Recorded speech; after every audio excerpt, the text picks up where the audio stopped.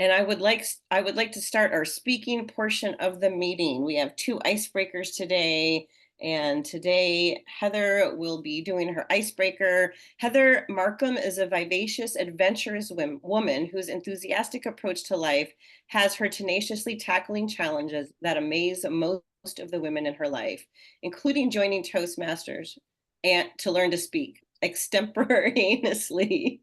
Sorry, I'm struggling today, you guys.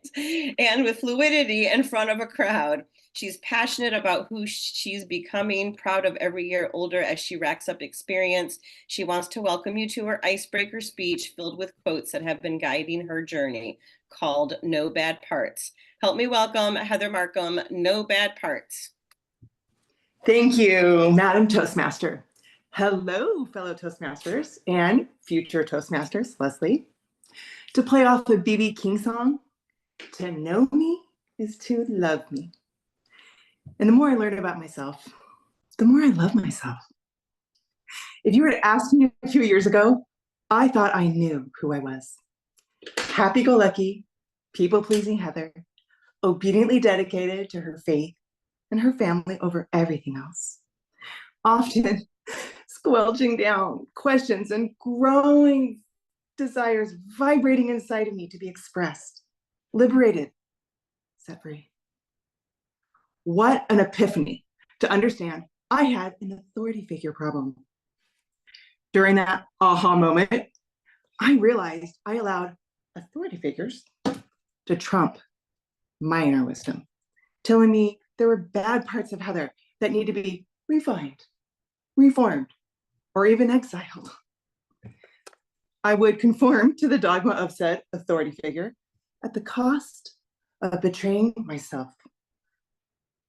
What I understand now that I didn't understand then was that the purpose of accepting authority is to learn to outgrow it.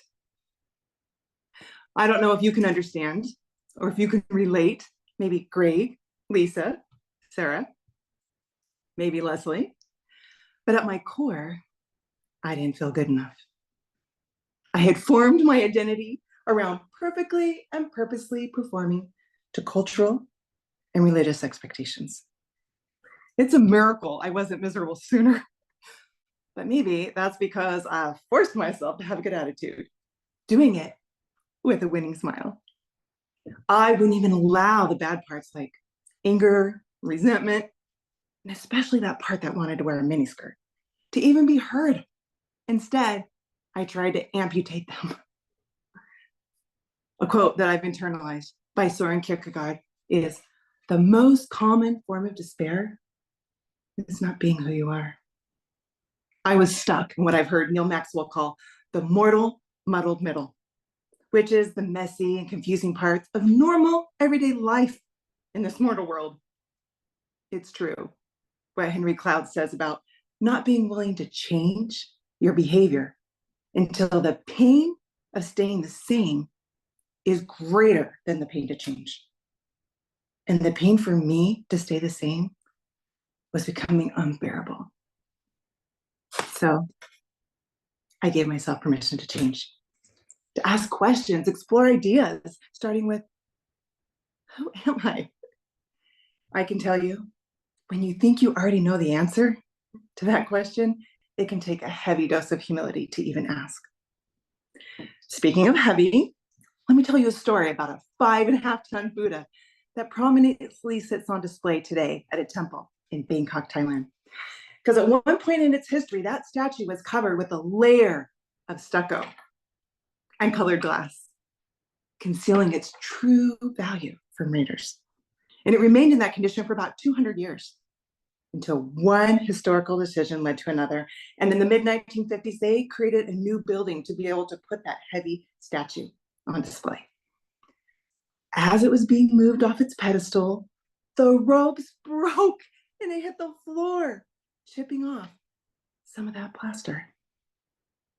That happy accident revealed a golden Buddha beneath, made of 9 parts, smoothly fit together, and even equipped with a key, wouldn't you know, to take it apart for easy relocation.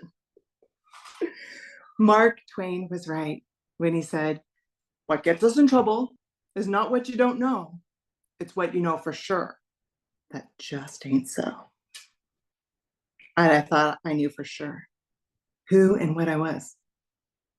I'm finding out that just isn't so. I have an idea I'm trying on for size.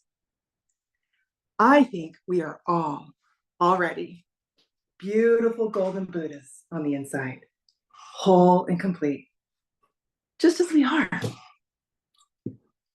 Perhaps we reveal our golden nature by healing our exiled parts and rediscovering resources we've had all along. So you see, I've concluded I have no bad parts.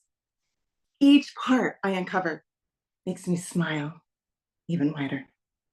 And you here at Valued Voices will get glimpses at my golden Buddha as I pull off chunks of plaster with each role, speech, and project I lean into, as I learn to speak extemporaneously with fluidity and ease. So, who am I? Come along and find out, but prepare to be dazzled by the brightness of my golden presence. Psst, don't worry, you have one too. Thank you, Madam Toastmaster. Back to you. Great. Thank you so much. Sorry about moving the spotlights around. I hate doing this, but I was trying to make it so we could see. Thank you very much. Now I'm trying to figure out how to remove all spotlights. Here we go. Okay, great. Thank you so much. That was a great speech. If we could get, who's timer? Benron, could we get 2 minutes? So everybody now can take your time. There's either their emails in the chat if you want to start sending them some feedback that way, or take notes and then send it to them later. 2 minutes starting now.